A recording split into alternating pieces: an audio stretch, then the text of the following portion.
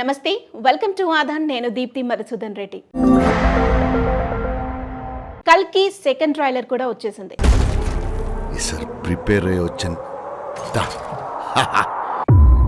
ఇక ఈ సెకండ్ ట్రైలర్లో ఉత్తర క్యారెక్టర్ హైలైటెడ్గా నిలిచింది. అసలు కల్కి సినిమాలో ఎప్పుడో మహాభారత కాలం నాటి ఉత్తర క్యారెక్టర్ని ఎందుకు చూపించారు? అప్పటి ఉత్తరకి ఇప్పుడు కల్కి సినిమాకి అంటే కల్కికి ఏంటి లింక్? అసలు ఎందుకు కల్కి సినిమాలో ఉత్తర క్యారెక్టర్ని చూపించాల్సి వచ్చింది అనేది చాలామంది అనేక ప్రశ్నలు వెల్లువెత్తుతున్నాయి. అయితే ఇందులో కొంతమందికి ఈ ఆన్సర్ తెలిసే ఉంటుంది, కానీ తెలియని వాళ్ళ కోసమే ఈ వీడియో. తెలిసిన వాళ్ళైనా సరే ఈ వీడియోని చూడండి, ఒక్కసారి మనం గుర్తు చేసుకునే ప్రయత్నం చేద్దాం. అసలు ఎందుకు ఉత్తర క్యారెక్టర్ని ఈ సినిమాలో ఈ ట్రైలర్లో చూపించారు అనేది. నిజానికి అశ్వత్థామ కూడా మహాభారత కాలం నాటికి సంబంధించినటువంటి ఓ వ్యక్తి. ఆయన గురువర్యులు ద్రోణాచార్యుడి కొడుకు. ఆయన కౌరవుల పక్కన నిలుచొని కురుక్షేత్రంలో కౌరవులకి సపోర్టుగా యుద్ధం చేస్తాడు. అయితే అందరూ మరణిస్తారు. కౌరవులకి సపోర్ట్ చేసిన వాళ్ళందరూ మరణిస్తారు, గురువులు మరణిస్తారు, పితామహులు మరణిస్తారు, మరి కౌరవులు 100 మంది కూడా మరణిస్తారు. ఇందులో చివరిగా దుర్యోధనుడు మరణిస్తాడు. మరి ఈవెన్ కౌరవులకి సపోర్ట్ చేసిన కర్ణుడు కూడా ఈ యుద్ధంలో మరణిస్తాడు. కానీ అశ్వత్థామ మాత్రం బ్రతికే ఉంటాడు. దుర్యోధనుడిని చివరిగా భీముడు సంహరించిన తర్వాత కొన ఊపిరితో ఉన్న దుర్యోధనుడి దగ్గరికి అశ్వత్థామ వెళ్ళినప్పుడు దుర్యోధనుడు ఒక మాట అడుగుతాడు.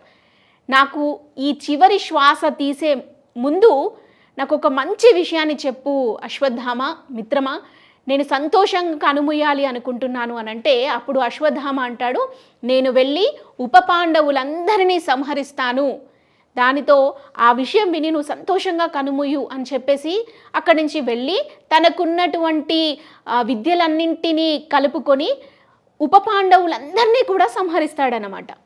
ఈ విషయం తెలిసి దుర్యోధనుడు సంతోషంగా కన్నుమూస్తాడు. అయితే ఈ విషయం తెలుసుకున్నటువంటి పాండవులు, శ్రీకృష్ణుడు కోపోద్రిక్తులై అశ్వత్థామని అంతం చేద్దామని ఆయన వద్దకు వెళ్తారు. అశ్వత్థామ ఆ సమయానికి వ్యాస ఆశ్రమానికి వెళ్ళుంటాడనమాట. అక్కడికి వెళ్ళినటువంటి పాండవులకి, శ్రీకృష్ణుడికి అశ్వత్థామని చూస్తే విపరీతమైన కోపం వస్తూ ఉంటుంది. కానీ గురువు కుమారుడు కాబట్టి ఏం చేయలేక వెనకడుగు వేస్తూ ఉంటారు పాండవులు. కానీ అశ్వత్థామ మాత్రం పాండవులని పూర్తిగా అంతం చేయాలన్న ఉద్దేశంతో తనకు తన తండ్రి ప్రసాదించినటువంటి బ్రహ్మ శిరోనామకాస్త్రాన్ని ఉపయోగించి పాండవులు అంతమవుగాక, అపాండవీయం అవుగాక అంటూ కూడా బ్రహ్మాస్త్రాన్ని అప్లై చేస్తాడనమాట. అంటే బ్రహ్మాస్త్రాన్ని పాండవులపైకి వదులుతాడు. ఆ సమయంలో శ్రీకృష్ణుడికి కోపం వచ్చి అర్జునుడిని నువ్వు అశ్వత్థామని అంతం చేయి, ఆ బ్రహ్మాస్త్రం పని చేయకుండా చేయమని శ్రీకృష్ణుడు అర్జునుడికి చెప్పటంతో అర్జునుడికి ఆ శివుడి ప్రసాదంగా ఈ బ్రహ్మ శిరోనామకాస్త్రం ఆయనకు కూడా ఉంటుందన్నమాట. సో ఆయన కూడా అస్త్రాన్ని అశ్వత్థామ పైకి విసురుతాడు. మరి అది చూసినటువంటి వ్యాస మహర్షి, నారద మునీంద్రుడు మరి ఒకవేళ ఈ బ్రహ్మ శిరోనామకాస్త్రం మరో బ్రహ్మ శిరోనామకాస్త్రంతో కలిసింది అనుకోండి, బ్రహ్మాండం మొత్తం అంతమైపోతుందన్నమాట. మరి అది జరిగితే ఎలాగా అనేసి భయంతో వెంటనే వాళ్ళు ఆ ప్రాంతానికి వచ్చి అర్జునుడికి నచ్చచెప్పి ఎలాగైనా నీ అస్త్రాన్ని నువ్వు వెనక్కి తీసుకోమని చెప్పి వ్యాసుడు చెప్తాడు. వ్యాసుడి మాటని అంగీకరించి అర్జునుడు తన అస్త్రాన్ని వెనక్కి తీసుకుంటాడు. మరి అశ్వత్థామ కూడా చెప్పండి అని చెప్పి పాండవులు అనటంతో వ్యాసుడు అశ్వత్థామ వద్ద కూడా వెళ్ళి నీ అస్త్రాన్ని వెనక్కి తీసుకోమని చెప్పి రిక్వెస్ట్ చేస్తాడు. సరే అని గురువు చెప్పాడు కదా అన్నట్టుగా తన మాట విన్నట్టే విని వెంటనే ఆ అస్త్రాన్ని పాండవుల వల్ల గర్భం తాల్చినటువంటి గర్భిణీలపై ఈ అస్త్రం ప్రయోగించుగాక అంటూ కూడా ఆయన మాట మార్చేస్తాడనమాట. ఆ సమయానికి అంటే దాని అర్థం ఏంటంటే పాండవుల వల్ల అంటూ పాండవుల భార్యలు కానీ పాండవుల పిల్లల భార్యలు కానీ ఎవరైనా గర్భిణితో ఉంటే ఈ బ్రహ్మాస్త్రం వెళ్ళి ఆ గర్భంలో ఉన్న శిశువుని అంతం చేయాలి. సో అప్పుడు ఎవరు గర్భంతో ఉన్నారు అనంటే అర్జునుడి కుమారుడైన అభిమన్యుడి భార్య ఉత్తర గర్భం దాల్చుందన్నమాట.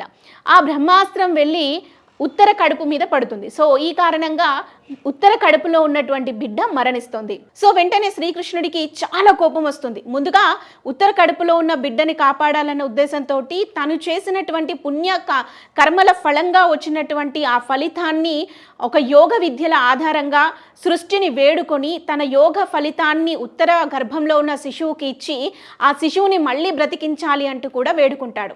సో సృష్టి కూడా శ్రీకృష్ణుడి అడిగినటువంటి కోరికని నెరవేరుస్తుంది. మళ్ళీ ఉత్తర కడుపులో ఉన్న బిడ్డ ఊపిరి పోసుకుంటాడు.